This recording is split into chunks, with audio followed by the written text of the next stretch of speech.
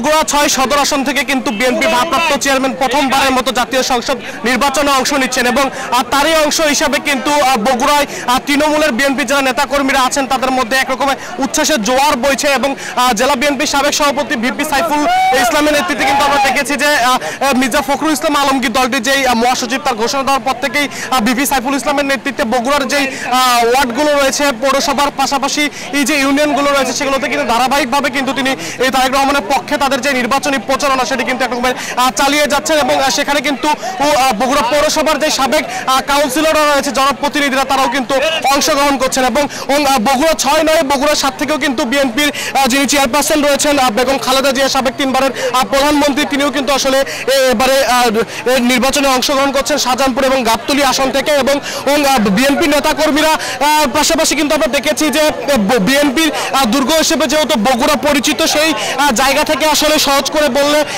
বিএনপির ভারপ্রাপ্ত চেয়ারম্যান এবং বিএনপির চেয়ারপারসন বেগম খালেদা জিয়ার এই আসন দুটি থেকে নির্বাচনের ঘোষণার পরপরই কিন্তু সাধারণ মানুষের মধ্যে একরকমের উচ্ছ্বাস এবং উদ্দীপনা ছড়িয়েছে এবং বগুড়ার যে ১৭ বছরের উন্নয়ন বঞ্চনার গল্প সাধারণ মানুষ বিশ্বাস করছে আগামী জাতীয় সংসদ নির্বাচনে বেগম জিয়া এবং বিএনপির ভারপ্রাপ্ত চেয়ারম্যান তারেক রহমান এই আসন দুটিতে বিজয়ী হওয়ার মাধ্যমে বিএনপি রাষ্ট্র ক্ষমতায় আসার পরে বগুড়ার মানুষের যে ১৭ বছরের উন্নয়ন বঞ্চনার গল্প সেই গল্পটি কিন্তু আসলে ঘুচে যাবে। এর পাশাপাশি কিন্তু বিএনপির নেতাদেরকে আমরা দেখেছি যে ধানের শীষ প্রতীকে কিন্তু তারেক রহমানের ভোট চাওয়ার পাশাপাশি তারেক রহমানের যে ৩১ দফা রয়েছে সেই ৩১ দফার রাষ্ট্র কাঠামোয় সেই দফাগুলো কিন্তু সাধারণ মানুষের দ্বারগোড়ায় তারা কিন্তু পৌঁছে দিচ্ছে না। ১৭ বছর আমরা নির্যাতিত হয়েছি, তারেক রহমান নির্যাতিত হয়েছে, তারেক রহমানের পরিবার নির্যাতিত হয়েছে।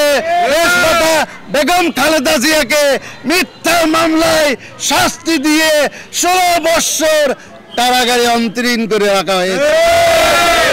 এত কষ্ট সহ্য করে তারপরেও লক্ষ কোটি ধানের শীষের সমর্থক দল ছেড়ে যায় নাই, দলকে আঁকড়ে ধরেছে।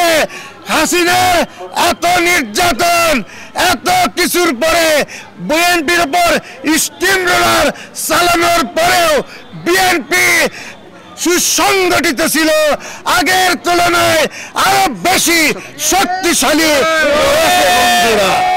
এই কারণেই বিএনপিকে ভাগা সম্ভব না। বিএনপির বিরুদ্ধে কোন অপপ্রচার চালিয়ে লাভ হবে না। যারা আজকে বিএনপির বিরুদ্ধে কথা বলে তারা আওয়ামী লীগের কোলের মধ্যে শুয়েছিল ১৭ বছর। তারা আওয়ামী লীগের সাথে থেকে আমাদের উপর নির্যাতন করেছে, দেশের মানুষের উপর নির্যাতন করেছে। ৫ই আগস্টে সরকার পরিবর্তন দেখে তারাও পরিবর্তন হয়ে গেছে। বিএনপির যারা নেতারা রয়েছেন শীর্ষ নেতারা তারা আশা করছেন বরাবরের মতোই বগুড়ায় বিএনপি যেহেতু দুর্গ হিসেবে পরিচিত ৭টি সংসদীয় আসনে আসলে ভূমিতস জয় বিএনপি লাভ করবে। তো বগুড়া থেকে এই ছিল আমার কাছে সর্বশেষ।